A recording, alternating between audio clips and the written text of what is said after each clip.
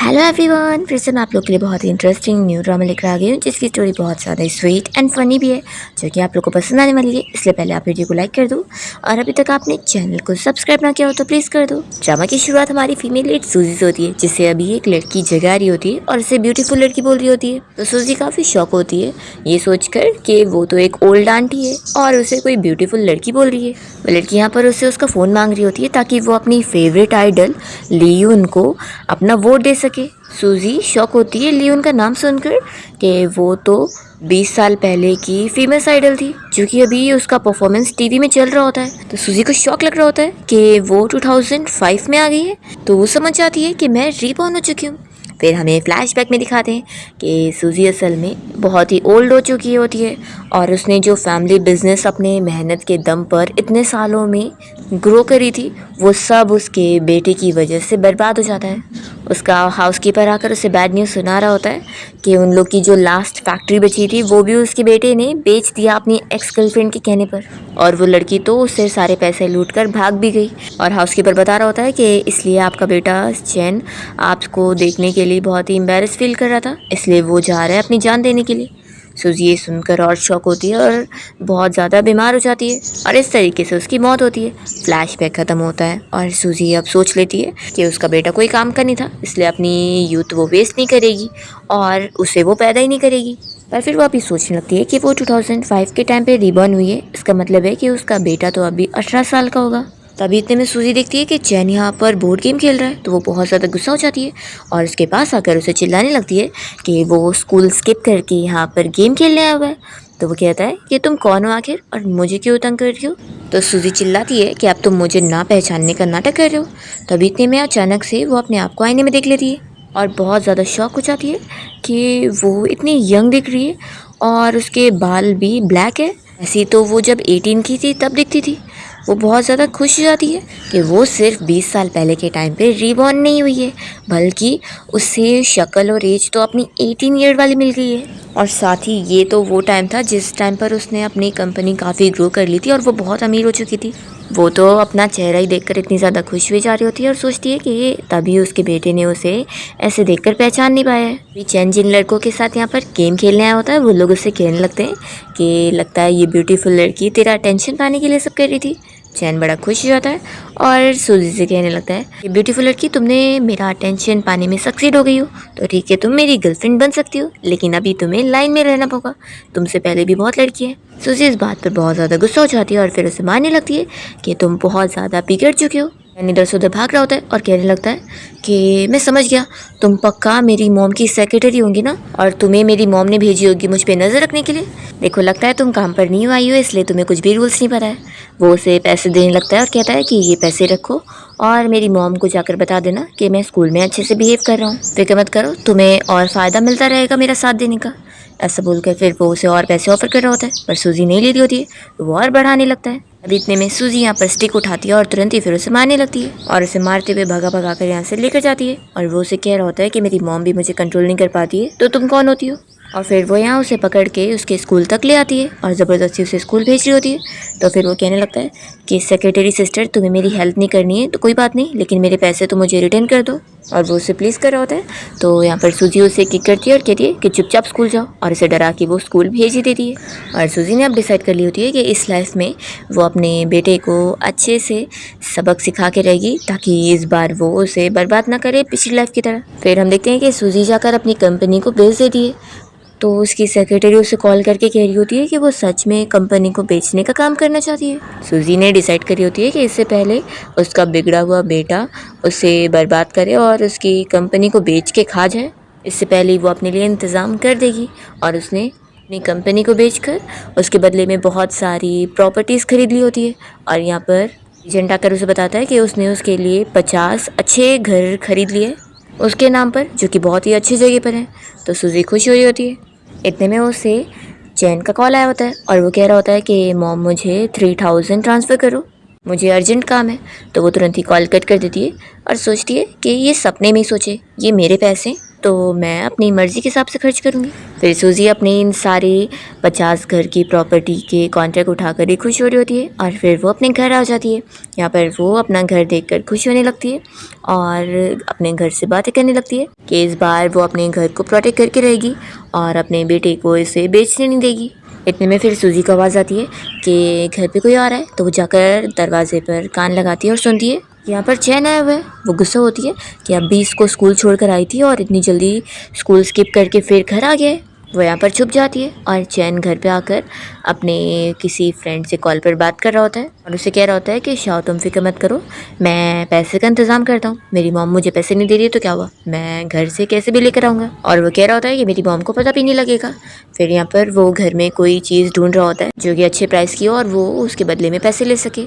उसे यहाँ पर एक एंटीक मिल जाता है और वो सोचता है कि इसके तो अच्छे पैसे मिल जाएंगे। सूजी ये देख रही होती है और उसे बहुत गुस्सा आती है कि मैंने इसे पैसे नहीं दी तो ये घर की चीज़ें चुराएगा, अभी तो मैं इसे छोड़ूंगी नहीं। और वो कोई चीज़ उठाकर उसे मारने जा रही होती है, पर इतने में चैन कॉल पर अपने उसी फ्रेंड शाओ से बोल रहा होता है कि तुम ये पैसे ले लो और अपनी मॉम का ट्रीटमेंट करवा लो, आखिर तुम्हें अपनी मॉम की सर्जरी करवानी है ना। तो ये सुनकर फिर वो छुप जाती है और उसकी बातें सुनने लगती है। चैन अपने फ्रेंड से कॉल पर कह रहा होता है कि फिक्र मत करो, मैं तुम्हें समझ सकता हूँ, तुम्हें अभी अर्जेंट में कोई पैसे देने की ज़रूरत नहीं है। अगर तुम्हारी जगह मेरी मॉम भी बीमार होती तो मैं अपनी किडनी तक भेज देता हूँ उन्हें ठीक करवाने के लिए, लेकिन नहीं, मेरी मॉम कभी बीमार नहीं हो सकती। मैं चाहता हूँ कि वो हमेशा सेफ रहे और वो एक हेल्दी लाइफ जिए। तो ये सुनकर सूजी यहाँ पर इमोशनल हो जाती है और उसे वो स्टिक भी नीचे गिर जाता है। तो फिर चैन डर जाता है और चिल्लाने लगता है कि कौन है यहाँ पर। तो सूजी कहती है कि मैं हूँ और तुम चोर को पकड़ने आई हो। तो चैन कहता है कि ये मेरी मॉम की चीज़ है तो तुम्हारा इससे क्या लेना देना। तो वो कहती है कि मैं ही तुम्हारी मॉम हूँ। तो चैन तो फिर शॉक हो जाता है और सूजी फिर उसे पूरी डिटेल में स्टोरी बताती है कि कैसे वो रिबॉर्न हो गई है। उसे कहती है कि तुम्हें बस मेनली इन 3 चीज़ पर बिलीव करना है। पहला तो ये कि मेरी सोल 20 साल पहले के टाइम पे रिबॉर्न हुई है, और दूसरा मेरी बॉडी 18 ईयर्स वाली है, और तीसरा कि मैं सच में तुम्हारी मॉम हूँ। चैन बस उसे शौक होकर देख रहा होता है और सूजी फिर उसे बचपन की बहुत सारी चीज़ें शेयर कर रही होती है। वो पहला तो उसे बताती है कि वो पैदा ही ऐसे वाइट हेयर के साथ हुआ था और बचपन से ही उसे इस बात का बहुत ही बुरा लगता था कि वो अपने सारे फ्रेंड्स लोग से अलग क्यों है। और दूसरा, उसे पीनट से एलर्जी है, पीनट खाने पर उसे पूरी बॉडी में रैशेस हो जाते हैं। और वो उसकी नापसंद वाली वेजिटेबल के बारे में भी बताती है और कहती है कि तुम्हें नूडल्स में भी ज़्यादा विनेगर डालकर खाना पसंद है। अब बताओ, अगर मैं तुम्हारी मॉम ना होती तो मुझे ये सारी चीज़ें कैसे पता होती। तो चैन कहता है कि नहीं, तुम मेरी मॉम नहीं हो सकती, मेरी मॉम तो मुझे समझती ही नहीं है। मेरी मॉम की नज़रों में तो सिर्फ काम काम काम है। इवन पेरेंट टीचर मीटिंग में भी वो अपनी सेक्रेटरी को भेजती है और वो पूरे साल बस काम काम करती रहती है। इवन वो मेरे साथ ठीक से खाना भी बैठ कर नहीं खाती। तो आखिर उन्हें ये क्या पता होगा कि मुझे नूडल्स में विनेगर डालकर खाना पसंद है। तो सूजी से कहने लगती है कि मैं इतना काम इसलिए करती थी क्योंकि मैं तुम्हें एक अच्छा फ्यूचर देना चाहती थी। चैन कहता है कि ऐसी बात है तो ये बताओ कि फ्यूचर में क्या फिर मैं खुश रहने वाला हूँ। ये सुनकर फिर वो चुप हो जाती है और वो याद करने लगती है कि उसके हाउसकीपर ने तो बताया था कि कैसे जब उसकी एक्स गर्लफ्रेंड उसे लूट कर भाग गई थी तो वो इतना एम्बेरस हो गया था कि उसने अपनी मॉम को बर्बाद कर दिया, इसलिए वो तो अपनी जान देने चला गया था। इस बारे में सूजी यहाँ पर चैन को कुछ नहीं कह पाती है। तो वो कहता है कि मुझे पता था कि ये सब आखिर सच कैसे हो सकता है, तुम मुझे मजाक कर रही थी ना। सूजी कहती है कि मेरे पास क्या कोई रीज़न है तुमसे ऐसा झूठ बोलने के लिए। अगर तुम रोज़ क्लास स्किप करोगे, पढ़ाई नहीं करोगे और बस लड़कीबाजी करोगे तो तुम्हें लगता है कि तुम्हारी मॉम से ज़्यादा किसी और को इन सब से फ़र्क पड़ेगा। फिर सूजी जाकर पुराना एल्बम उठा के लाती है और उसे अपनी यंग टाइम वाली फ़ोटोज़ दिखाती है। तो चैन फ़ोटो देखकर शॉक होता है कि तुम तो बिल्कुल मेरी मॉम के यंग टाइम वाली दिख रही हो। तो वो कहती है कि अब तो तुम्हें बिलीव हो गया होगा ना कि मैं ही तुम्हारी मॉम हूँ।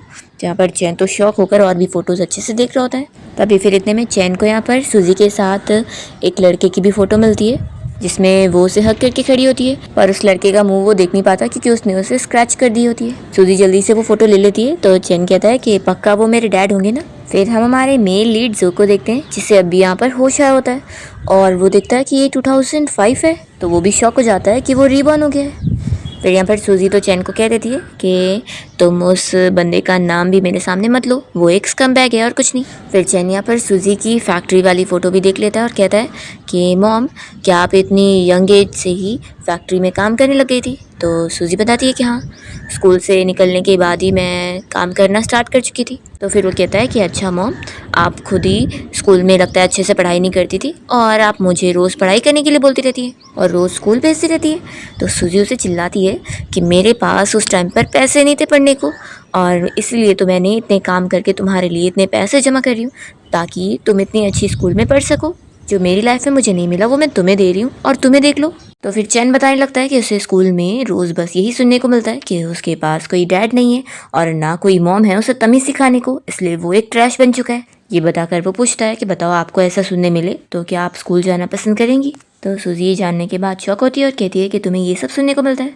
तो फिर वो कहता है कि वैसे भी अब आपको ये सब बता के क्या ही फ़ायदा है, मैं अब स्कूल जा रहा हूँ। तो सूजी उसे रोकती है और फिर सूजी अपने छुपाए हुए 3000 उसे दे देती है और कहती है कि ये अपने उस क्लासमेट की मॉम का ट्रीटमेंट करवाने के लिए उसे दे देना। चैन कहता है कि मॉम, आपने सारी बातें सुन ली? सूजी कहती है कि हाँ, लेकिन ये बताओ कि आखिर ये शाओ है कौन? तो चैन बताता है कि वो मेरा बेस्ट फ्रेंड है। और फिर चैन खुश होकर यहाँ से स्कूल जाने के लिए निकलता है और सूजी को फिर बुरा लग रहा होता है कि उसे स्कूल में ये सब सुनने को मिलता है। सूजी को गुस्सा आती है कि उन सभी की हिम्मत कैसे हुई मेरे बेटे के बारे में ऐसा बोलने की कि उसके पास कोई मॉम और डैड नहीं है उसका ध्यान रखने को। फिर इसके बाद सूजी भी यहाँ स्कूल में पढ़ने के लिए पहुंच जाती है और टीचर के साथ जब वो अपने क्लास के लिए जा रही होती है तो सारे स्टूडेंट्स उसे देख रहे होते हैं कि ये ब्यूटीफुल लड़की कौन है। सूजी तो खुश हो रही होती है कि उसने स्कूल से ड्रॉप आउट होने के बाद कभी सोची भी नहीं थी कि उसे वापस से हाई स्कूल जाने का मौका मिलेगा। सूजी खुश हो रही होती है कि अब तो वो इतनी लकी हो चुकी है कि वो कॉलेज भी जाने वाली है। फिर यहाँ पर वो अंदर चैन को देखने लगती है और सोचती है कि अब वो उसकी सारी प्रॉब्लम को ठीक करेगी। और फिर टीचर यहाँ सूजी को उसकी क्लास में लेकर आ जाती है, जो कि कोई और नहीं बल्कि चैन की क्लास होती है। वो काफ़ी शौक होता है और कहता है कि मॉम, आखिर आप यहाँ स्कूल में क्या कर रही हो? सूजी कहती है कि अब मैं 18 साल की हो चुकी हूँ, तो यही तो बेस्ट एज है ना हाई स्कूल में पढ़ने का। वैसे भी तुम भी 18 साल की हो और मैं भी 18 साल की हूँ, तो ये नॉर्मल नहीं हुआ कि मैं भी स्टडी कर सकती हूँ? बताओ, तुम्हें कोई प्रॉब्लम है इससे? तो फिर वो डर के मारे कहता है कि नहीं नहीं मॉम, मुझे क्या प्रॉब्लम होगी। फिर सूजी के आगे वाली डेस्क पर जो लड़की बैठी होती है वो इन लोग के ऊपर नजर रखी होती है और फिर वो सूजी से कहने लगती है कि मैं इस क्लास की मॉनिटर हूँ, टीचर ने कहा है कि मैं तुम्हें पूरा स्कूल वगैरह घुमा दूँ, तो चलो मेरे साथ। तो सूजी इस लड़की को देखकर सोचने लगती है कि ये मुझे जानी पहचानी क्यों लग रही है, और यहाँ पर चैन भी उससे बड़ा स्माइल करके देख रहा होता है। फिर सूजी जैसी इस लड़की के साथ क्लास से बाहर आती है तो वो इसे स्लो से बताने लगती है कि तुम्हारा जो डेस्कमेट है ना, तुम उससे दूर रहना, वो बिल्कुल अच्छा लड़का नहीं है। पिछली बार जो भी लड़कियां उसके बाजू में बैठती थी उन्हें वो हैरेस करने की कोशिश कर चुका है, इसलिए वो उसे डर कर भाग गई थी। सूजी ये सुनकर शॉक होती है और सोचती है कि उसका बेटा चाहे कितना भी आवारा हो, वो कितनी भी क्लास स्किप करता हो, लेकिन वो किसी लड़की के साथ ऐसा कर ही नहीं सकता। सूजी कहती है कि अगर तुम्हारी ये बात सच है तो मैं उसको छोड़ने वाली नहीं हूँ, और अगर तुम्हारी ये बातें बस रूमर निकली ना तो तुम भी बचोगी नहीं। वो मन में सोचती है कि अब मुझे समझ आ रहा है कि उसके क्लास में कोई भी फ्रेंड्स क्यों नहीं है, क्योंकि उसके पीठ पीछे सभी ऐसी बातें बोल रहे हैं। तो आखिर उसके साथ कौन ही बैठेगा और कौन ही उसके साथ खेलेगा। फिर यहाँ पर लड़की कहती है कि मैं क्लास की मॉनिटर हूँ तो मैं झूठ थोड़ी ना बोलूँगी। तो सूजी उसका हाथ पकड़ के सीधा उसे क्लास में लेकर जाती है और सभी स्टूडेंट्स के सामने वो चैन को आवाज़ देकर उसे पूछती है कि तुम सच सच बताओ कि तुमने अपनी पिछली डेस्कमेट को हैरेस करने की कोशिश करो। तो सुनते के साथ ही वो शॉक होता है और कहता है कि ये किसने बोला, मैंने ऐसा कुछ भी नहीं करा। यहाँ पर ये लड़की तो शॉक हो जाती है कि ये तो सभी के सामने पूछ ले रही है। वो सूजी से कहने लगती है कि तुम गलत समझ चुकी हो, मैं तो बस तुम्हें रूमर्स के बारे में बता रही थी। सूजी कहती है कि अच्छा, तो रूमर्स बता रही थी, तो ठीक है, फिर हमें इस रूमर्स का सोर्स भी तो पता करना होगा, नहीं तो फिर एक इनोसेंट बंदे के ऊपर झूठा इल्जाम लगेगा और ये बिल्कुल अच्छी बात नहीं है ना। सारे क्लासमेट यहाँ पर शॉक हो जाते हैं कि क्या ये सब बस झूठी रूमर थी, हम लोग तो सच में चैन को ऐसी टाइप का समझ रहे थे।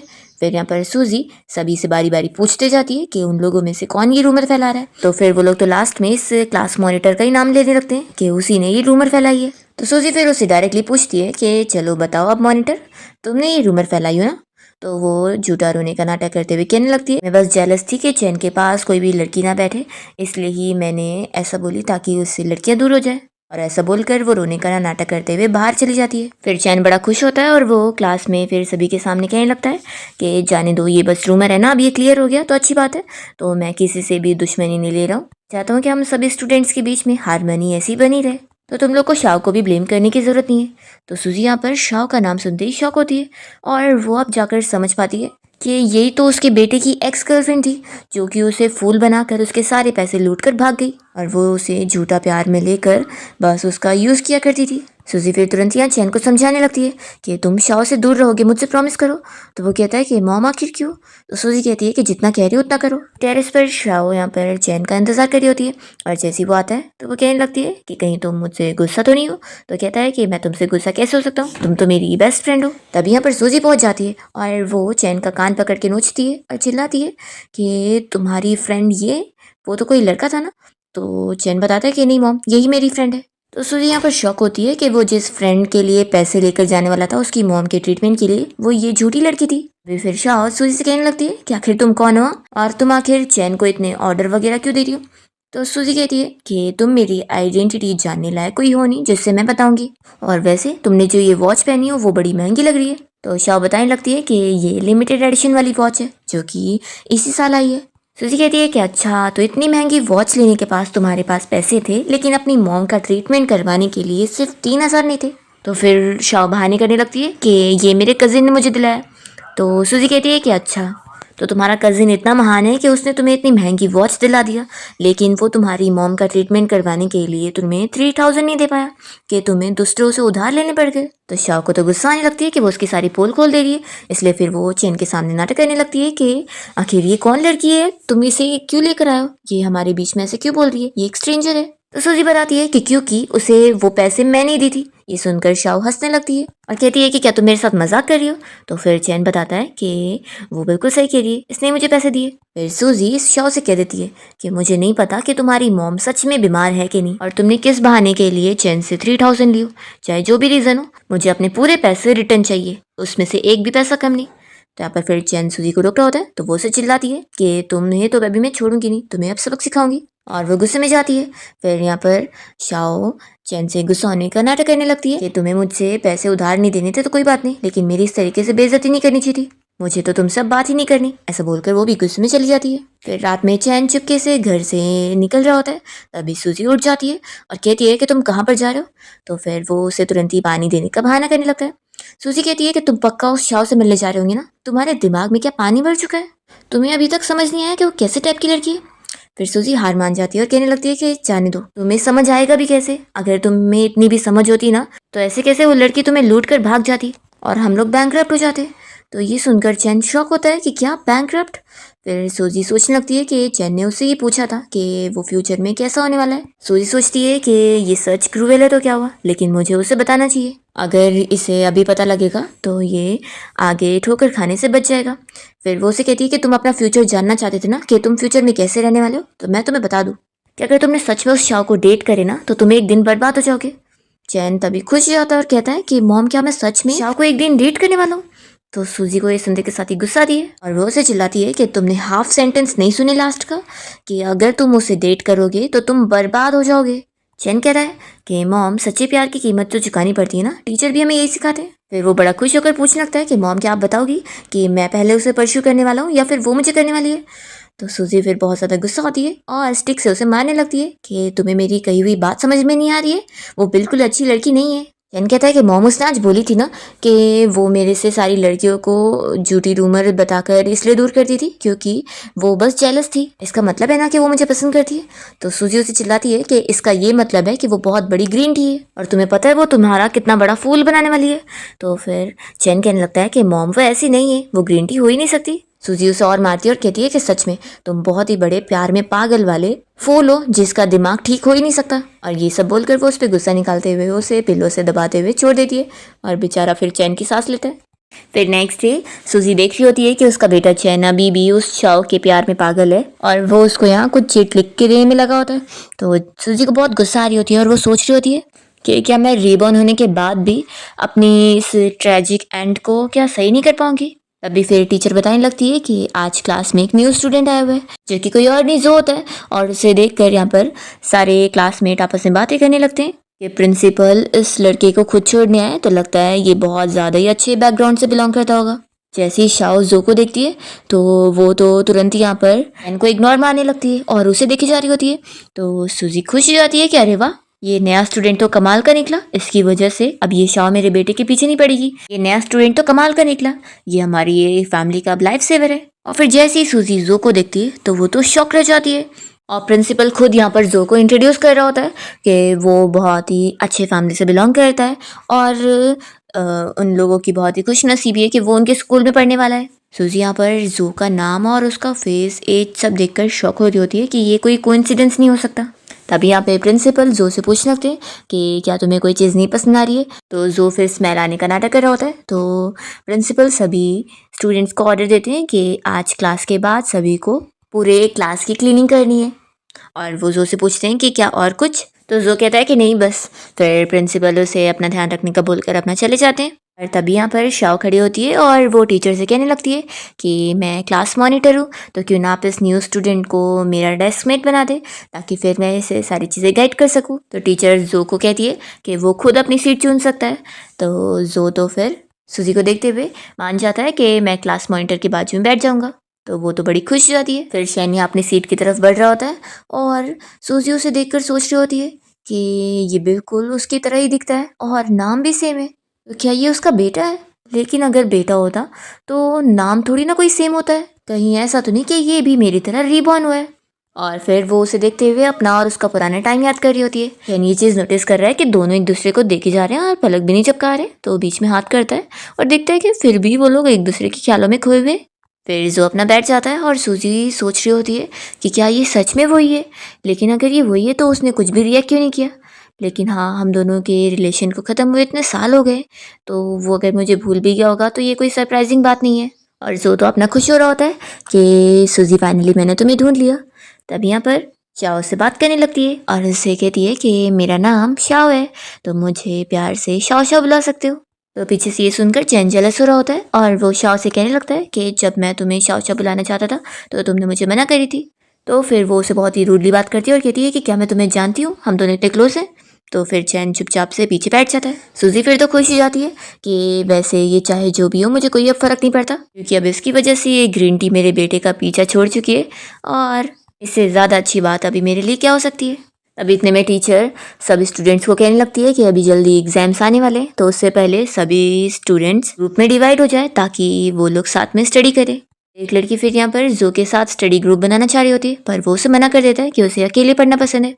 तब यहाँ पर शाओ भी अपना चांस मारती है और जो से कहने लगती है कि तुम मेरे साथ ग्रुप बना लो ताकि फिर मैं तुम्हारी और हेल्प कर सकती हूँ। तो जो उसे भी रिजेक्ट कर देता है। तभी पीछे से चैन कहता है कि शाओ हम दोनों साथ में ग्रुप बना लेते हैं। तो वो मान जाती है कि ठीक है, अब तुम इतना सिंसियरली बोल रहे हो तो मैं हाँ बोल देती हूँ। तभी सूजी को गुस्सा आ जाती है कि उसका बेटा तो पागल ही हो गया। वो बीच में कहती है कि मुझे भी ज्वाइन करो, मैं भी तुम लोग के साथ ही स्टडी ग्रुप में रहूंगी। और वो तो सोच लेती है कि मैं इन दोनों का अकेला नहीं रहने दे सकती हूँ। अभी इतने में जोई सुनते के साथ ही कहता है कि मैं भी तुम लोग के ग्रुप को ज्वाइन करूंगा।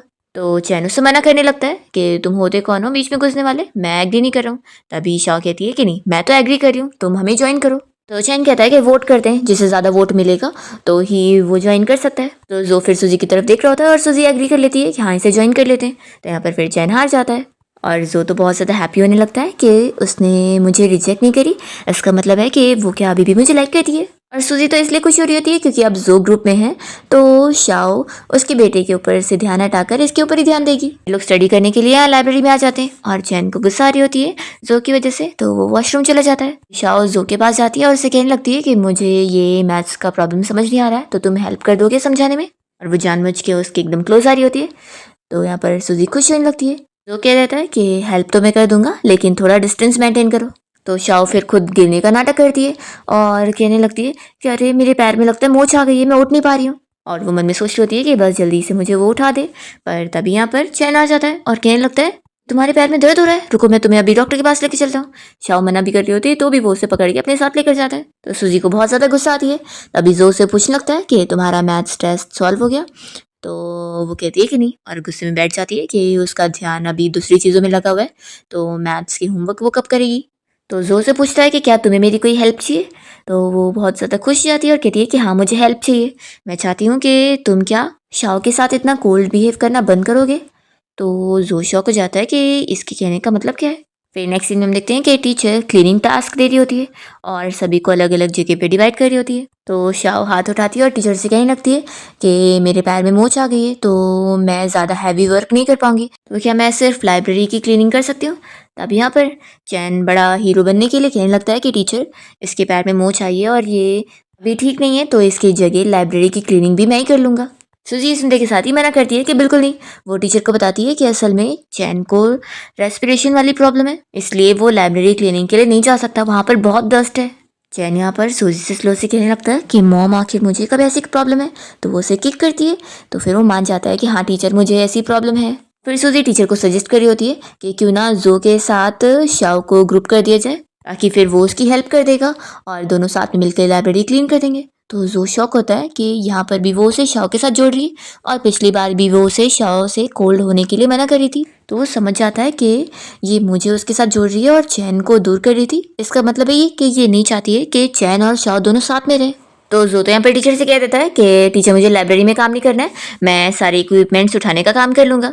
तो शाओ ये सुनते के साथ ही टीचर से कहने लगती है कि मैं भी जो का साथ दूंगी।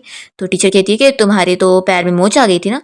तो कहती है कि अब मैं ठीक फील कर रही हूँ और वैसे भी मैं क्लास मॉनिटर हूँ, तो मुझे सभी के लिए एग्जाम्पल बनना चाहिए और अच्छे से काम करना चाहिए। तो सूजी तो बड़ी खुश हो जाती है और कहने लगती है कि क्लास मॉनिटर तुम तो कितनी ज़्यादा अच्छी हो। फिर यहाँ पर सूजी और चैन दोनों लाइब्रेरी क्लीन करने पहुंच जाते हैं और चैन कहने लगता है कि मॉम, पहले तो आप कह रही थी कि मुझे डस्ट से प्रॉब्लम है और अब आप ही मुझे यहाँ लाइब्रेरी में डस्ट क्लीन करने के लिए लेकर आ गई है। तो सूजी उसे कहती है कि तुम्हें ना डस्ट से प्रॉब्लम नहीं है, बल्कि तुम्हारे दिमाग में खराबी है। तुम्हें दिख नहीं रहा है कि वो शाओ बस तुम्हें एक बैकअप की तरह यूज़ कर रही थी। सोचो, अगर उसे तुम्हारे सामने कोई रिच बंदा, हैंडसम बंदा नजर आएगा ना, तो वो तुम्हें छोड़कर पहले ही भाग जाएगी। तो तुम जैसे पागल को क्या अभी भी उसका डॉग बन के घूमना है। चैन को फिर भी समझ नहीं आ रहा होता है। तो सूजी कहती है कि देखो, तुम जैसे छोटे बच्चे को ना बस अपनी मॉम की बातें सुननी चाहिए, नहीं तो फिर ना तुम गलत रास्ते पर चले जाओगे, तो एक दिन फ्यूचर में खुद पछताओगे। तभी इतने में एक टीचर इन लोगों को फिटनेस इक्विपमेंट रूम में कुछ मैगजीन्स रखने के लिए बोल रहे होते हैं। तो ये सुनकर चैन खुश हो जाता है कि हाँ मैं रख के आता हूँ। तो सूजी उसे तुरंत ही रोक देती है और वो खुद रखने जाती है। और इतने में तभी यहाँ वो जो से टकरा जाती है और वो जो से पूछती है कि आखिर तुमने शर्ट क्यों नहीं पहने हो। और तभी उसकी तिल देखने लगती है और शौक होती है कि इसकी दोनों तिल वही जगह पर है। तभी जो कहता है कि यानी तुम्हें याद है, मुझे तो लगा था कि तुम्हारी याददाश्त चली गई है। तो फिर सूजी यहाँ पर जो और अपनी पास्ट डेटिंग लाइफ याद करने लगती है और फिर उसे चिल्लाती है कि यानी तुम्हें सब कुछ याद था, तुमने मुझे पहले ही पहचान लिया था और ऐसे प्रिटेंड कर रहे थे जैसे तुम मुझे जानते ही नहीं हो। तो फिर जो बताता है कि क्योंकि मैं श्योर नहीं था कि तुमने मुझे माफ़ करी हो कि नहीं। सूजी कहती है कि अच्छा, तुम श्योर नहीं थे तो फिर यहाँ पर अभी मुझे जानबूझ के अपनी बॉडी शो ऑफ कर रहे हो, तो क्या तुम्हें पता लग गया कि मैंने तुम्हें माफ़ कर दी। वो उससे कह देती है कि हम दोनों के बीच में जो भी था उसे अब ज़माना हो चुका है। अब इतने सालों बाद तुम मुझसे माफ़ी मांगने के लिए आए हो, तो मैं तुम्हें बता दूं कि ये बहुत ही मीनिंगलेस है। तभी इतने में यहाँ पर चैन आ जाता है और वो जो को तुरंत ही चिल्लाने लगता है कि तुम आखिर कैसे लड़के हो, ऐसे परवट की तरह क्यों बिहेव कर रहे हो किसी लड़की के सामने अपनी बॉडी शो ऑफ करते हुए। ये कैसी गंदी हरकत है, तुमने अपने आप को क्या समझा हुआ है। तो जो कह देता है कि मेरे और सूजी के बीच के रिलेशन में तुम्हें बोलने की जरूरत नहीं है, और तुम मुझे बताओ कि उल्टा तुम हर वक्त सूजी के आसपास ही घूमते रहते हो, आखिर तुम दोनों का क्या रिलेशन है। तो चैन भी कहता है कि हमारे बीच का क्या रिलेशन है, इसमें तुम्हारा क्या मतलब। सूजी इन दोनों को ही झगड़ा करने से रोकती है और वो जो से कहती है कि तुम जाओ अपने कपड़े पहनो, और चैन से कहती है कि तुम मेरे साथ चलो लाइब्रेरी क्लीन करने के लिए। फिर चैन यहाँ पर सूजी से रास्ते में पूछ रहा होता है कि मॉम, क्या मैंने पहले कभी इस जो को कहीं देखा हूँ क्या, क्योंकि वो मुझे जाना पहचाना क्यों लगता है और ऐसा लगता है कि मेरे से ज़्यादा तो वो आपको जानता है। तो सूजी उसके फेस पे टच करती है और मन ही मन सोच रही होती है कि तुमने उसे देखा नहीं है, बल्कि तुम तो पूरे ही के पूरे उसकी तरह ही बनते जा रहे हो, तुम्हारी नाक और मुंह सेम उसकी तरह ही है। फिर हमें फ्लैशबैक में दिखाते हैं कि सूजी जब प्रेग्नेंट हो गई थी तो डॉक्टर ने उसे बताई थी कि उसका बेबी क्या वो सच में बहुत करना चाहती है। तो फिर वो उस वक्त डिसीजन लेती है कि आप बस मुझे एक फेक अबॉर्शन रिपोर्ट बनवाने में मदद कर दो, और वो जो तक उसी झूठी रिपोर्ट को पहुंचा देती है कि उसका बच्चा अब नहीं रहा। जो ये जानकर बहुत ज़्यादा शॉक होता है और अपने असिस्टेंट को सूजी के बारे में पता करने के लिए बोलता है। फ्लैशबैक खत्म होता है और जो सोच रहा होता है कि उसने सूजी के बारे में कितना कुछ पता लगाने की कोशिश किया था, पर उसे कोई न्यूज़ नहीं मिली थी। इसलिए अब तो वो सोच रहा होता है कि किस्मत ने ही उन दोनों को वापस एक करी है, तो वो वापस से सूजी को अब नहीं खो सकता। फिर नेक्स्ट सीन में बास्केटबॉल मैच चल रहा होता है और सूजी यहाँ पर चैन का ख्याल रख रही होती है। इससे पहले वो पानी पीने को देती है और फिर उसका स्वेट वगैरह भी पोंछ रही होती है। तो जो इन लोग को ही देख रहा होता है और इसे बहुत ज़्यादा जेलसी होने लगती है। फिर नेक्स्ट राउंड में वो तो यहाँ पर जानबूझ के चैन को हराने के लिए उसे पकड़ रहा होता है। तो चैन बहुत ज़्यादा गुस्सा हो जाता है और उसे चिल्लाता है कि क्या तुम पागल हो गए हो, ऐसे कौन खेलते हैं। और फिर यहाँ इन लोग का झगड़ा तो इतना बड़ा हो जाता है कि दोनों फाइटिंग भी करने लग जाते हैं। तो सारे स्टूडेंट जल्दी से इन लोग को रोकने जाते हैं और यहाँ पर सूजी भी पहुंचती है। फिर इसके बाद चैन को पनिशमेंट के तौर पर बुक्स लेकर बाहर खड़े रहने की पनिशमेंट मिलती है और सूजी इसी बात पर चैन के लिए टीचर से लड़ रही होती है कि ऐसे कैसे वो लोग उन्हें सिर्फ एक ही को पनिशमेंट दिए। तो फिर टीचर कह रही होती है कि असल में जो है वो बहुत ही अमीर फैमिली से बिलोंग करता है और वो लोग उससे पंगा नहीं ले सकते क्योंकि उसकी फैमिली ने स्कूल में बहुत सारे पैसे लगाए हुए, साथ ही वो बहुत टॉप स्टूडेंट भी है। तो उस जैसे स्टूडेंट की उन्हें ज़रूरत है। सूजी कहती है कि वो टॉप स्टूडेंट है तो क्या हुआ, इसका ये मतलब तो नहीं है कि स्कूल में जो खराब ग्रेड्स वाले बच्चे रहेंगे उनके साथ ऐसा ट्रीटमेंट दिया जाएगा और सिर्फ उन्हें पनिशमेंट मिलेगी। तो बाहर से चैन सूजी को अपनी साइड लेते हुए देखकर खुश हो रहा होता है कि उसकी मॉम उसकी साइड कितने अच्छे से लेती है। फिर प्रिंसिपल यहाँ पर चैन की बुराई करने लगते हैं कि वो कौन सा अच्छा स्टूडेंट है, एक तो वो खराब ग्रेड्स लाता है, ऊपर से पूरा दिन अपने वाइट हेयर करके घूमता रहता है स्कूल में। क्या वो भूल चुका है कि स्कूल में रूल है कि बाल को कलर नहीं कर सकते। सूजी बताती है कि उसके बाल नेचुरली वाइट है। तो प्रिंसिपल कहते हैं कि फिर तो उसे ब्लैक करके रखना चाहिए ना। तो सूजी कहती है कि आपने ही तो बताया ना कि आपके स्कूल में रूल है कि बाल को कलर नहीं कर सकते, तो अब आप ऐसी बातें कर रहे हैं। तो प्रिंसिपल कहते हैं कि आखिर चैन को पनिशमेंट देने से तुम्हें क्या हो रहा है, तुम्हारी इससे क्या प्रॉब्लम है। तो फिर वो कहती है कि अच्छा, तो यानी कोई रिलेशन होगा तभी मैं मुंह खोल सकती हूँ, नहीं तो मैं ऐसे किसी के साथ देने के लिए बोल नहीं सकती हूँ। स्कूल एक इक्वल इन्वायरमेंट वाली जगह होनी चाहिए जहाँ पर आप किसी के साथ भी बायस नहीं हो सकते। तो प्रिंसिपल मान लेते हैं कि हाँ, हम लोग जो के साथ बायस्ड हैं, तुम क्या कर लोगी, उसकी वजह से हमारे स्कूल को इतने रिसोर्सेस मिल रहे हैं और हमारी रेपुटेशन अच्छी हुई है, तो तुम क्या चाहती हो, देखो अब जाओ यहाँ से। सभी स्टूडेंट यहाँ बाहर से इन लोग की सारी बातें सुन रहे होते हैं। तभी इतने में जो यहाँ पर आ जाता है और वो प्रिंसिपल से कहने लगता है कि सूजी बिल्कुल सही कह रही है, आपको यहाँ पर मुझे भी इक्वली ट्रीट करना चाहिए। तो गलती मेरी है तो मैं भी पनिशमेंट के लिए रेडी हूँ। और फिर चैन से आधी बुक्स वो ले लेता है और उसके साथ ही यहीं पर ही खड़ा हो जाता है। और वो तो बहुत जेलस हो रहा होता है कि इस चैन में आखिर है क्या जो सूजी उसे इतना ज़्यादा प्रोटेक्ट करती है। फिर यहाँ पर सूजी इन दोनों को देखती होती है और सोचती होती है कि दोनों डैड और बेटे बिल्कुल एक तरह ही हैं, पता नहीं मैं आगे भी ये बात कैसे छुपा पाऊंगी। फिर घर आने के बाद सूजी चैन को मेडिसिन लगा रही होती है और उसे कह रही होती है कि अच्छा, तो अब तुम्हें दर्द हो रहा है, फाइटिंग करते वक्त दर्द नहीं हो रहा था। तभी वो स्माइल करने लगता है। तो सूजी कहती है कि अब हंस क्यों रहे हो। तो वो कहता है कि इससे पहले जब भी मेरी किसी से फाइट भी होती थी तो मुझे बस और डांट मिलती थी और पनिशमेंट भी, पर अब तो मॉम आप मेरे लिए कितनी केयर कर रही हो। तो सूजी फिर उसे सॉरी कहने लगती है कि पहले वो अच्छी नहीं थी, वो काम में ज़्यादा ही लग गई थी। तो चैन फिर उसकी तारीफ करने लगता है कि ऐसा बिल्कुल भी नहीं है मॉम, आप बहुत अच्छी हो, आज आप ऑफिस में जब मेरे लिए साइड ले रही थी ना तो बहुत ज़्यादा कूल लग रही थी। सूजी फिर उसे कहती है कि बेटा मैं सोच रही हूँ कि हम दोनों ना दूसरे स्कूल में ट्रांसफ़र हो जाए। तो चैन कहता है कि मॉम फिर क्यों ना हम लोग शाह को भी अपने साथ लेकर चले, तीनों साथ चलेंगे। तो सूजी गुस्सा हो जाती है और उसको मारने के लिए पीछे भागती है। फिर नेक्स्ट डे हम देखते हैं कि जो प्रिंसिपल के ऑफिस में गया होता है उनसे बात करने के लिए और वो उसे अच्छे से टी सर्व करते हुए कह रहे होते हैं कि कल के लिए मुझे माफ़ कर देना जो कल तुम्हें सहना पड़ गया पनिशमेंट। तो वो कहता है कि कोई बात नहीं, अगर मैं भी स्कूल के रूल्स को तोड़ूंगा तो मैं ये सब पनिशमेंट ले लूँगा, तो उसकी फिक्र मत करो, लेकिन ये बताओ कि चैन को सच में अलग ही ट्रीटमेंट मिल रहा है स्कूल में। तो फिर प्रिंसिपल तो कहने लगते हैं कि बस तुम इसी स्कूल से ग्रेजुएशन कंप्लीट करो, फिर तुम जो बोलोगे मैं तो तुम्हारी सारी बातें मानूंगा। तो जो प्रिंसिपल को चैन का पूरा रिकॉर्ड इन्फॉर्मेशन मांगता है तो वो तुरंत ही फाइल लाकर उसके सामने रख देते हैं। और जब यहाँ जो उस फाइल को पढ़ता है तो उसमें वो चैन की मॉम की जगह सूजी का नाम पढ़ लेता है और शॉक हो जाता है। फिर हम देखते हैं यहाँ पर सूजी और चैन को। चैन बीच रास्ते में बैठ गया होता है और वो जिद करने लगता है कि मॉम मैं स्कूल ट्रांसफ़र करना बिल्कुल नहीं चाहता हूँ, और मैं सिर्फ शाओ की वजह से नहीं मना कर रहा हूँ बल्कि इस स्कूल में मेरे और भी तो फ्रेंड्स हैं, तो मैं उन्हें छोड़कर कहीं और स्कूल में नहीं जाऊँगा।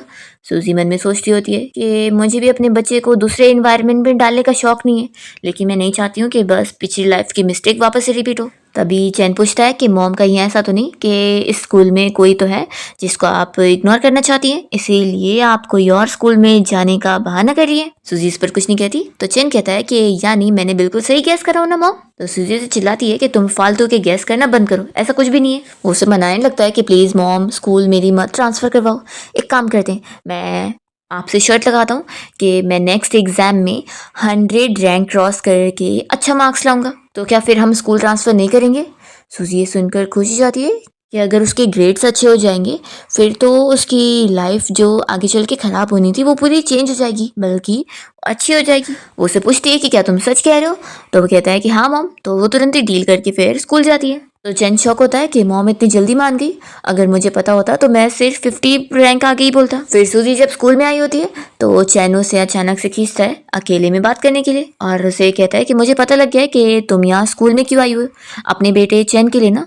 तो सूजी शॉक हो जाती है। जो से कहने लगता है कि मैंने उसकी फाइल में तुम्हारा नाम और उसका बर्थ डेट भी पढ़ा हूँ, जिसके हिसाब से वो तब पैदा हुआ है जब हमारे ब्रेकअप को पूरे 6 महीने हो गए थे। तो यानी तुम्हें कोई दूसरा प्यार मिल गया, क्या तुम्हारे अंदर दिल नहीं है? सूजी मन में सोच रही होती है कि मैं पहले बहुत ही चालाक थी, मैंने पहले से ही चैन का फेक बर्थ सर्टिफिकेट बनवाई थी 6 महीने बाद का। सूजी चैन से कह देती है कि हमारा ब्रेकअप तो कब का हो गया था और अब मैं नहीं चाहती कि तुम मेरे और मेरे बेटे की लाइफ में आओ। तो जो पूछने लगता है कि आखिर चैन का डैड कौन है और तुमने पक्का उससे ब्रेकअप कर ली होगी ना, तभी तो अभी वो तुम्हारे साथ नहीं है और ऊपर से उसकी फाइल में भी उसके डैड का नाम नहीं लिखा था।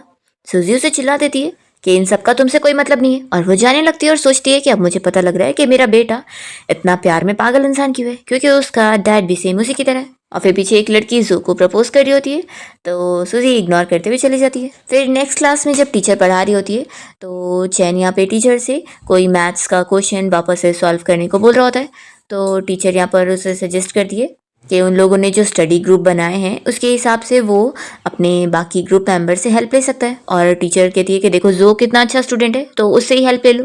फिर क्लास के बाद लाइब्रेरी में ये लोग यहाँ स्टडी करने बैठते हैं और जो यहाँ चैन को पढ़ा रहा होता है और वो इसी बारे में सोच रहा होता है कि चैन सूजी और किसी और मैन का बेटा है। यही बात से उसे बहुत गुस्सा आ रही है, इसलिए वो सोचता है कि ये इतना बुद्धू है इसलिए क्योंकि ये पक्का अपने डैड पर गया होगा, उसका डैड भी ऐसी होगा। और फिर जो यहाँ चैन को स्टूपिड बोल देता है तो चैन चिल्लाता है कि तुम किसे स्टूपिड बोल रहे हो?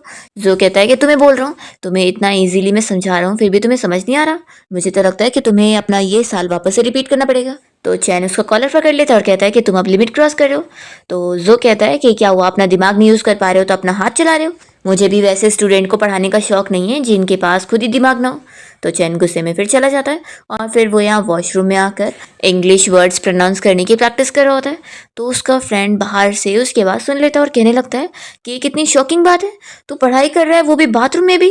तो चैन उसे बताता है कि मुझे परेशान मत कर, पढ़ने दे, अगर मैंने नेक्स्ट एग्जाम में 100 रैंक ऊपर मार्क्स नहीं लाए ना तो मेरी मॉम फिर मेरे स्कूल ट्रांसफ़र करवा देगी और मैं यहाँ से नहीं जाना चाहता हूँ। तो तभी इतने में जो आते हुए ये सुन लेता है और सोचता है कि अगर इसे स्कूल ट्रांसफ़र करना पड़ गया तो सूजी भी उसके साथ चली जाएगी, मैं ऐसा होने नहीं दे सकता। फिर चैन जैसे ही वॉशरूम से यहाँ लाइब्रेरी में आता है तो जो से कहता है कि तुम मेरी जगह पे क्यों बैठ गए हो। तो जो यहाँ पर उसे समझा देता है कि आधे घंटे में तुम्हारा ये मैथ्स टेस्ट कंप्लीट होना चाहिए। कहता है कि मैं तुम्हारी बात क्यों सुनूं। तो जो उसे ज़बरदस्ती बैठा देता है पढ़ाने के लिए और कह देता है कि वो उसे नेक्स्ट एग्जाम में 100 रैंक ऊपर मार्क्स दिलवा के रहेगा। तो चैन फिर पढ़ने बैठ जाता है और कहता है कि लेकिन तुमने कहा था कि जो स्मार्ट नहीं है तुम उन्हें पढ़ाते नहीं हो। तो जो कहता है कि अच्छी बात है कि तुम्हें पता है तुम क्या हो, देखो मैं तुम्हें बता दूं कि तुम्हारे पास 29 मिनट है और उसमें ये पूरा कंप्लीट होना चाहिए। फिर हम यहाँ सूजी को देखते हैं जो कि सोच रही होती है कि चैन इतनी देर से उसे दिखाई नहीं दिया, वो कहाँ गया। तो फिर वो तुरंत ही उसे कॉल करके पूछती है और वो बताता है कि मैं जो के साथ अभी पार्क में आया हूँ। तो ये सुनकर सूजी शॉक होती है और फिर वो भी वहाँ पर पहुँच जाती है और चैन से कहती है कि वो ऐसे कर क्या रहा है। तो फिर वो बताता है कि जो उसे यहाँ पे भी स्टडी करवा रहा है। सूजी फिर चैन से पूछने लगती है कि तुम लोग ने क्या क्या बातें करी। तो फिर वो स्टडी रिलेटेड बहुत सारे अलग अलग टॉपिक बता देता है। तो सूजी कहती है कि तुमने सिर्फ स्टडी के बारे में बात करी। तो चैन कहता है कि हाँ मॉम, और क्या करेंगे। तो सूजी फिर खुश होती है कि अच्छा वो यही बातें हुई है। और वैसे मॉम इसकी तारीफ तो करनी पड़ेगी, ये रूड कितना भी हो लेकिन पढ़ाता बहुत अच्छे से, मुझे इसका समझाया हुआ सब अच्छे से समझ आ रहा है। तो सूजी जो को देखती है जो कि टेस्ट पेपर चेक करने में लगा होता है। वैसे कहती है कि तुम चलो मेरे साथ और हाँ अब तुम्हें उससे बात नहीं करनी है। तो चैन कहता है कि मॉम आखिर क्यों। तो सूजी कहती है कि कोई रीज़न नहीं है, तुम बस चलो। तो वो कहता है कि मॉम रुको, मैं समझ गया, आप जानबूझ के मुझे जो के साथ पढ़ाई नहीं करने दे रही ना, क्योंकि आप चाहती है कि मैं अच्छे मार्क्स लाकर शर्त हार जाऊँ और फिर आप मेरा ट्रांसफ़र करवा दो। मैं आपकी बात नहीं सुनने वाला। और वो जल्दी से जो के पास आकर और पढ़ने के लिए बैठ जाता है। तो यहाँ पर सूजी भी फिर इन लोग के सामने आकर खड़ी होती है और जो सूजी को देखकर खुश होने लग जाता है। फिर सूजी कहती है कि तुम ऐसे देख क्या रहे हो, पढ़ा रहे हो ना तो पढ़ाई करो। जो कहता है कि मुझे कुछ भूख लगी थी, फ्राइड चिकन खाना है। तो सूजी कहती है कि वेट करो मैं लेकर आती हूँ। तो जो कहता है कि मैं भी साथ चलता हूँ और वो दोनों यहाँ पर चैन को छोड़कर अपना लाइन में लग जाते खरीदने के लिए। और सूजी जो को समझाने लगती है कि तुम चैन से दूर रहो, मैं किसी को भी मुझे और मेरे बेटे को हर्ट नहीं करने दूंगी। तो जो कह देता है कि मैं कभी भी तुम्हें और तुम्हारे बेटे को हर्ट नहीं कर सकता। सूजी कहती है कि अगर मेरी लाइफ में कोई स्टूपिड काम करी हो ना तो वो है तुम्हारी बातों पर बिलीव करना।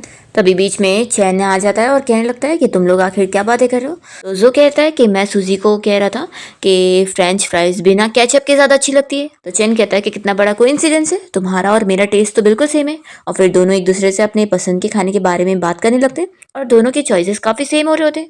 तभी यहाँ पर सूजी इन लोग को आगे बात करने से रोक देती है और चैन को कहती है कि तुम पढ़ाई कर रहे थे ना, जाओ अपना कंप्लीट करो। तो फिर वो चुपचाप से अपना चले जाते हैं। फिर स्टडी के बाद जब ये लोग घर जाने के लिए निकलते हैं तो यहाँ पर चैन अपनी तारीफें कर रहा होता है कि आज मैंने पूरे 5 घंटे तक पढ़ा हूँ।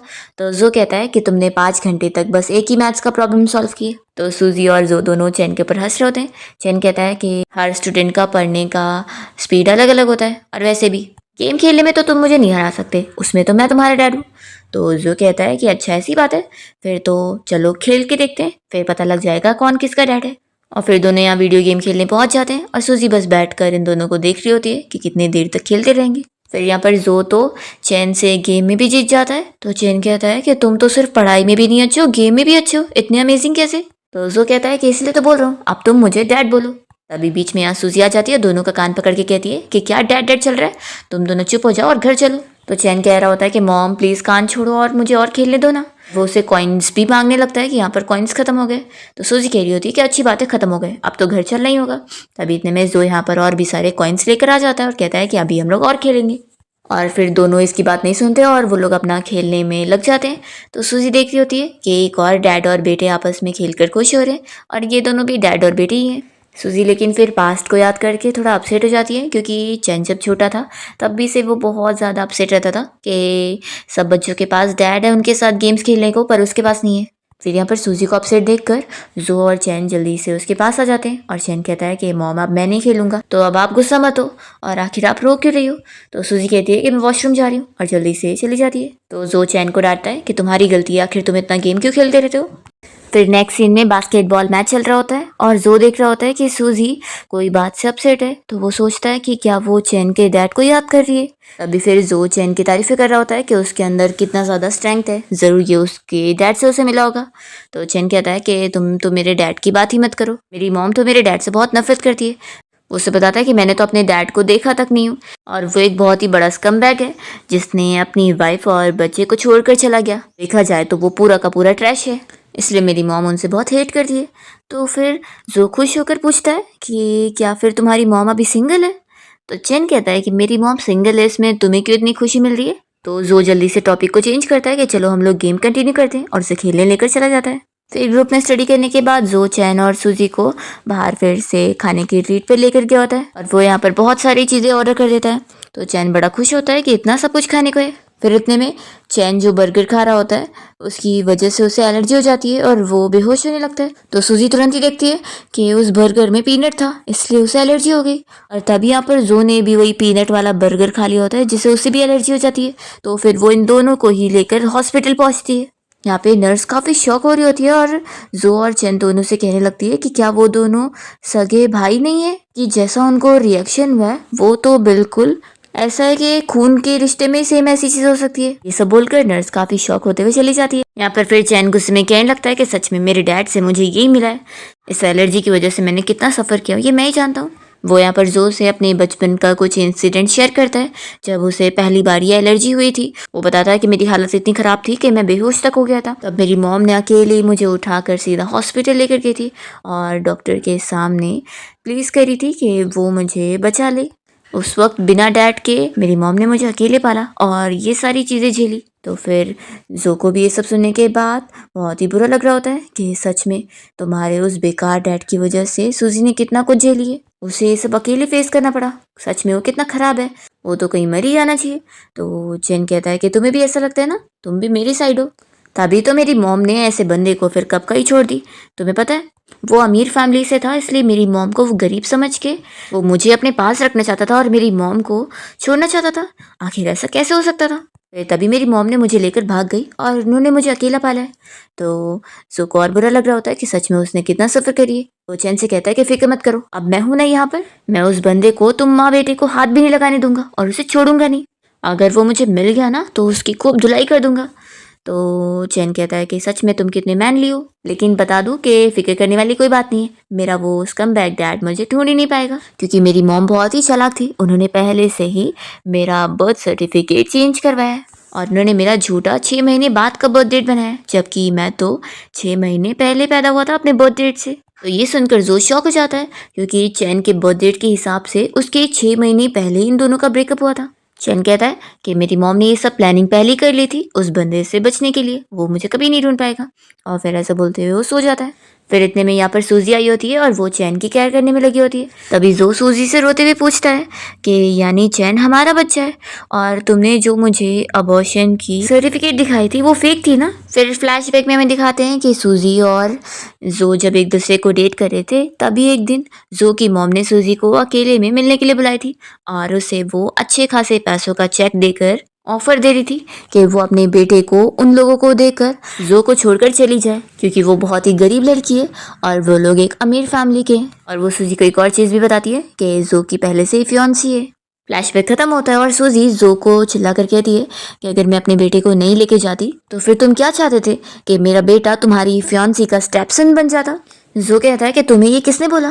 तो फिर वो रोते हुए बताती है कि तुम्हारी मॉम ने। तो जो कहने लगता है कि अब जाकर मुझे सब समझ आया है कि क्यों आखिर चैन मुझे एक स्कमबैग बोल रहा था। वो कहने लगता है कि ये सब बस मिसअंडरस्टैंडिंग है, तुम मेरी बात सुनो, मैं सब एक्सप्लेन करता हूँ। और फिर वो उठने जा रहा होता है, तभी इतने में उसे चक्कर आने लगता है। तो वो बताता है कि मेडिसिन का उसके ऊपर असर शुरू हो गया है। वो कहता है कि मेरा इंतज़ार करना, होश आने के बाद मैं तुम्हें सब बताऊंगा। और फिर वो तो बेहोश हो चुका होता है।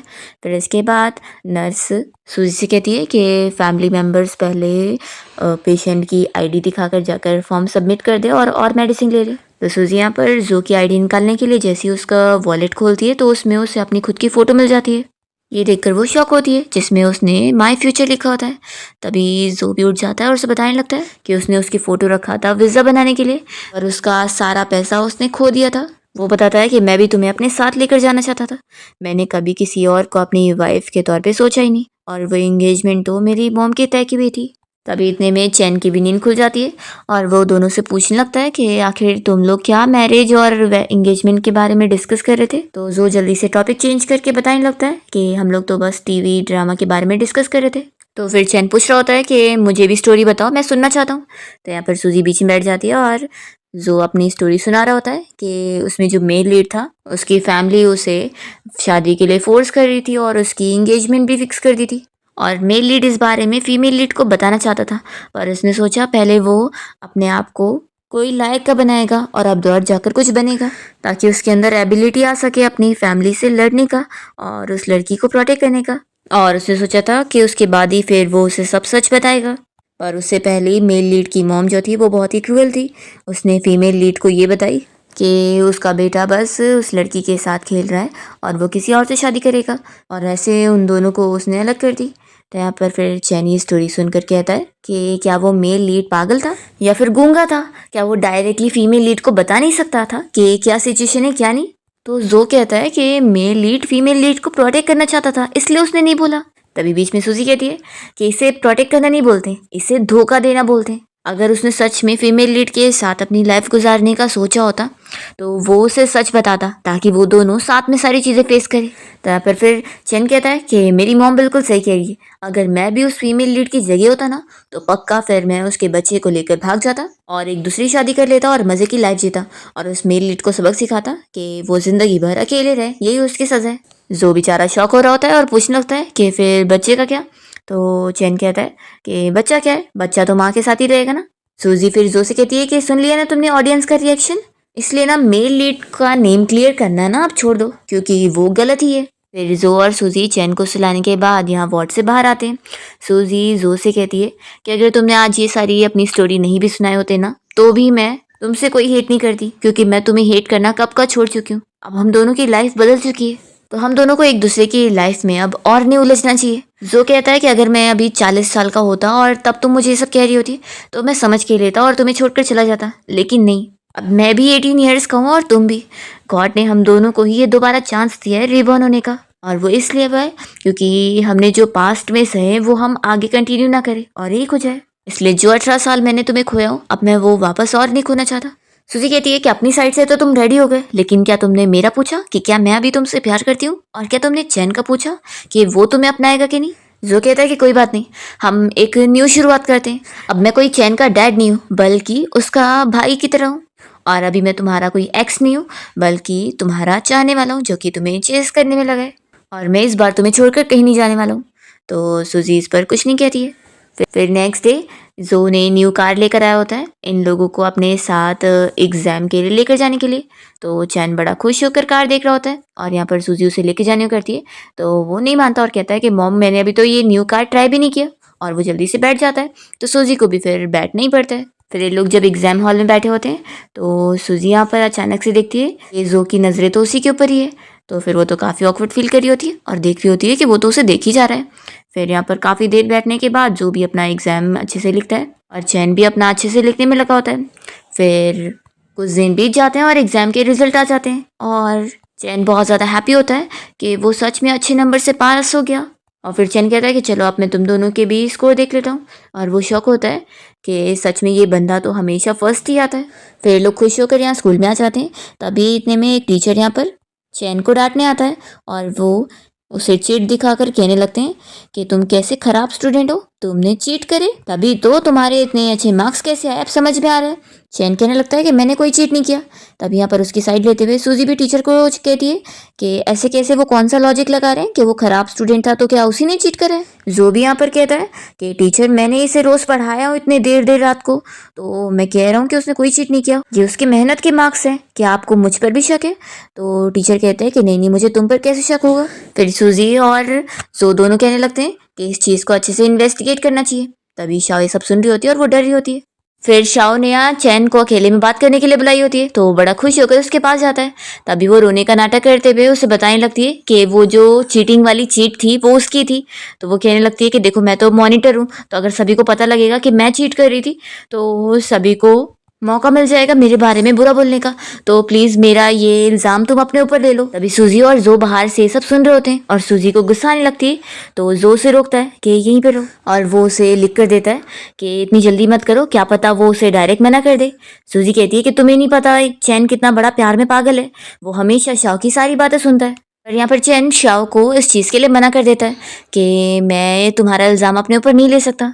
तो वो कहती है कि आखिर क्यों। तो चैन बताता है कि क्योंकि ये मार्क्स मेरे अकेले के नहीं है, जो ने इतना टाइम लगाकर मेरे साथ बैठकर पढ़ाई की है, उसने मुझे इतना सिखाया है, तो ये सब उसकी मेहनत है, उसके बिना मैं इतना कुछ जल्दी सीख ही नहीं पाता, तो मैं उन्हें धोखा नहीं दे सकता। मेरे फ्रेंड का मुझ पर ट्रस्ट है, वो लोग बहुत खुश है कि मैंने पढ़ाई करके इतने अच्छे मार्क्स ले आया, इसलिए जो लोग मेरे साथ इतना अच्छे से, मैं उन्हें ऐसे धोखा नहीं दे सकता।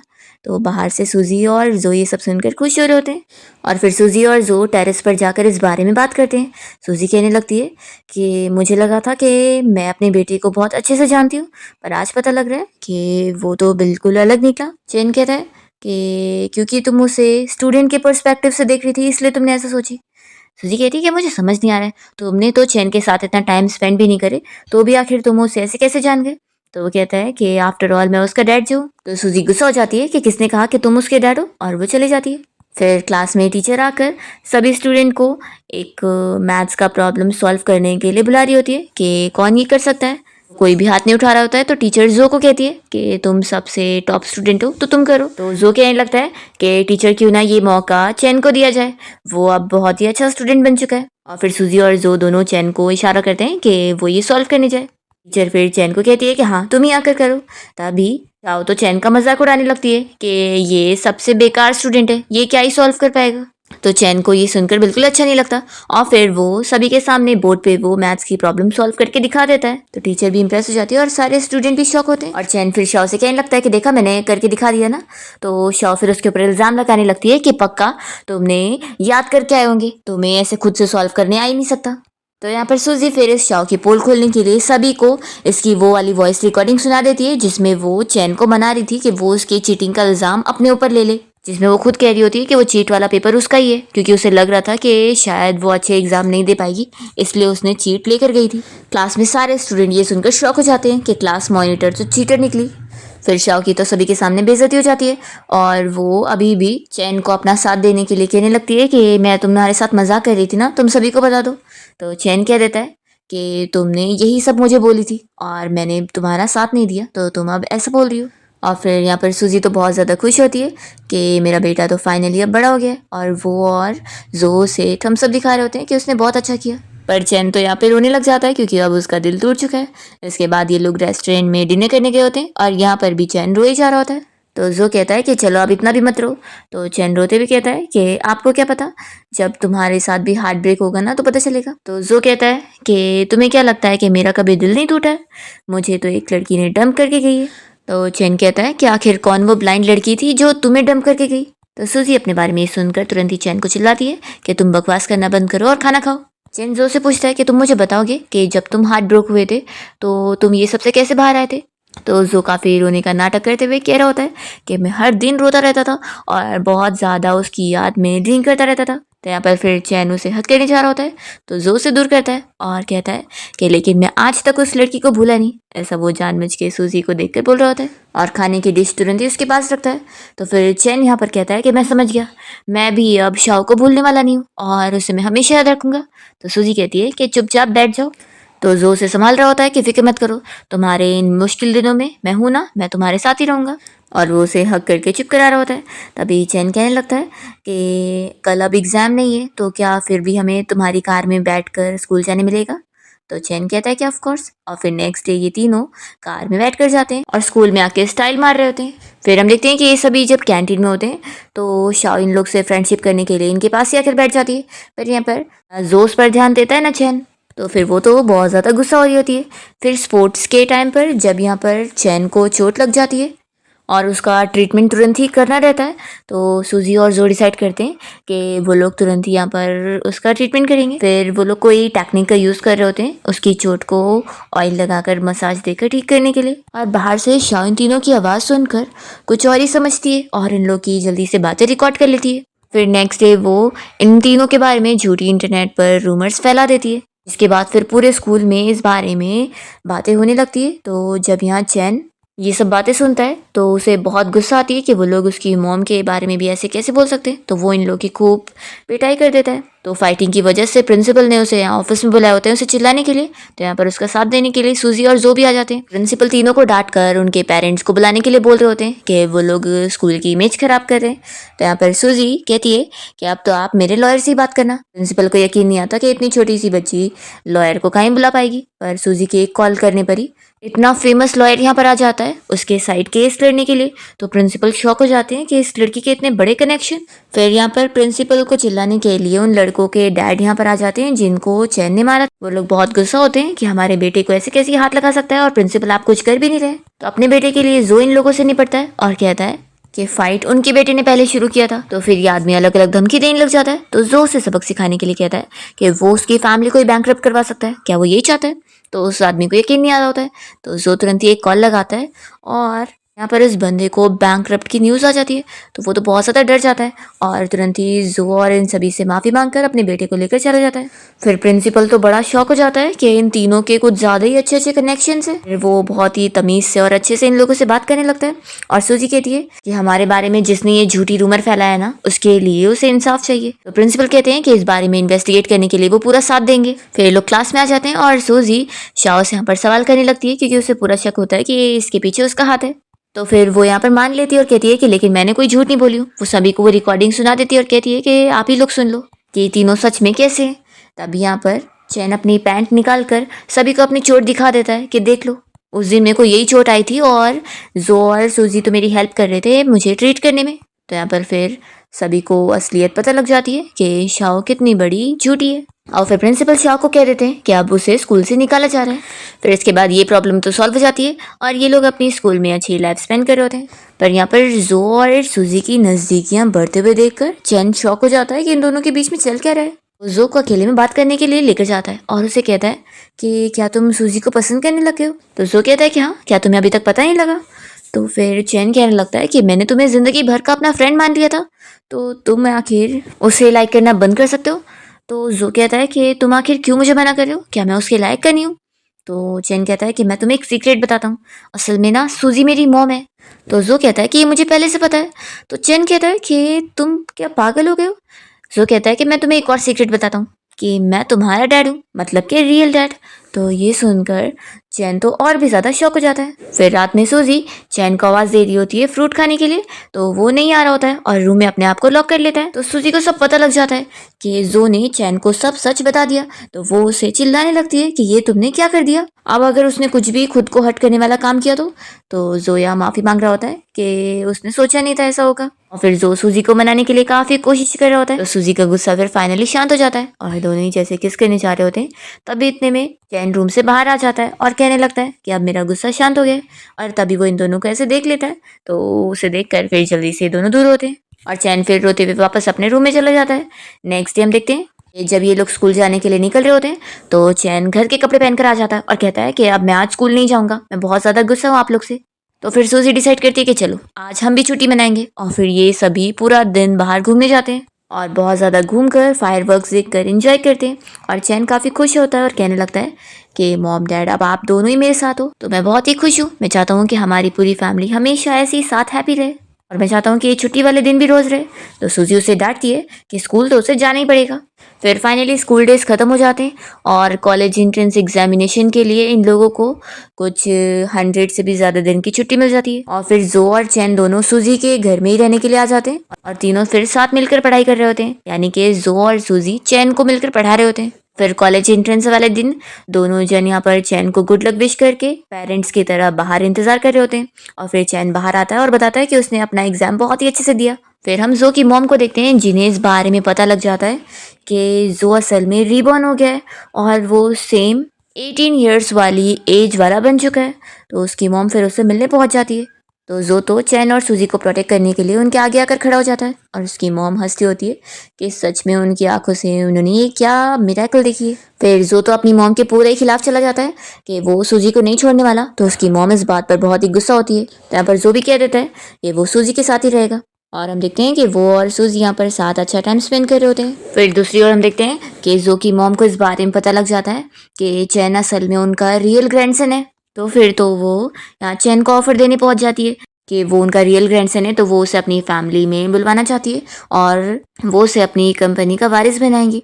तो यहाँ पर चैन उस ऑफर को साफ मना कर देता है कि वो अपने मॉम डैड को छोड़कर नहीं जाएगा। तो जो कि मॉम की सारी प्लानिंग फेल हो जाती है और जिस पैसों के लिए वो इतना कुछ कर रही थी वो सब वो खो देती है, क्योंकि उनके डैड ने ये विल करके गए होते हैं कि अगर फैमिली को कोई वारिस नहीं मिलेगा तो सारे पैसे चैरिटी को डोनेट हो जाएंगे। जो को यहाँ पर कोई फ़र्क नहीं पड़ता है, क्योंकि उसकी मॉम ने कभी बचपन से उसे प्यार दी नहीं थी और वो बस अपने पैसों के लिए उसे यूज़ करना चाह रही थी। और जब उन्होंने उसकी फीलिंग्स की कैरी नहीं करी तो वो अब उन्हें भूल भी चुका होता है। और वो चैन और सूजी की प्यार देखकर खुश हो रहा होता है कि वो भी तो माँ और बेटे हैं और वो कितना खुश है। तो सूजी उसे कह रही होती है कि तुम हो ना अब हमारे साथ, तो हम पूरी फैमिली साथ है। फिर फाइनली यूनिवर्सिटी के एडमिशन के टिकट भी आ जाती है और चैन का तो उस यूनिवर्सिटी में एडमिशन हो गया होता है जो कि पूरे सिटी की नंबर 1 यूनिवर्सिटी है। और जो और सूजी ने जानबूझ के उससे सेकंड नंबर वाली यूनिवर्सिटी में एडमिशन के लिए अप्लाई किए होते हैं ताकि वो दोनों चैन के साथ सेम यूनिवर्सिटी जा सके। और ये लोग यहाँ पर शॉक हो जाते हैं कि वो लोग ने चेंज कर लिए और उल्टा चैन का ही नंबर 1 यूनिवर्सिटी में एडमिशन हो गया। फिर हम देखते हैं कि स्कूल का जब यहाँ प्रोग्राम चल रहा होता है और प्रिंसिपल बड़े खुश होकर ये अनाउंस कर रहे होते हैं कि स्कूल का जो सबसे शरारती लड़का था चैन, वो इतनी अच्छी यूनिवर्सिटी में एडमिशन ले चुका है। वो बड़े प्राउड के साथ ये चीज़ बताना चाह रहे थे, पर यहाँ पर चैन कहने लगता है कि मैं सोच रहा हूँ कि मुझे इतनी अच्छी यूनिवर्सिटी में नहीं जाना है, मैं चेंज करना चाहता हूँ। तो यहाँ पर प्रिंसिपल तुरंत ही उसका मुंह बंद कर लेते हैं और अपना वो प्रोग्राम कंटिन्यू करते हैं। फिर हम देखते हैं कि सूजी, चैन और जो तीनों साथ में बाहर कैंपिंग के लिए गए होते हैं और साथ यहाँ पर ये लोग सूजी का बर्थडे सेलिब्रेट करते हैं। और सूजी यहाँ पर फिर इन लोगों के लिए एक हैप्पी फैमिली सॉन्ग गाती है और चैन बहुत ज़्यादा हैप्पी होता है कि उसके मॉम डैड उसके साथ हैं और इतने यंग है, वो लोग हमेशा उसके साथ रहेंगे। यही सोचकर वो और भी हैप्पी होता है और यहाँ पर अपने और उनके लिए विशेष कर रहा होता है। इसके साथ इस ड्रामा की हैप्पी एंडिंग होती है।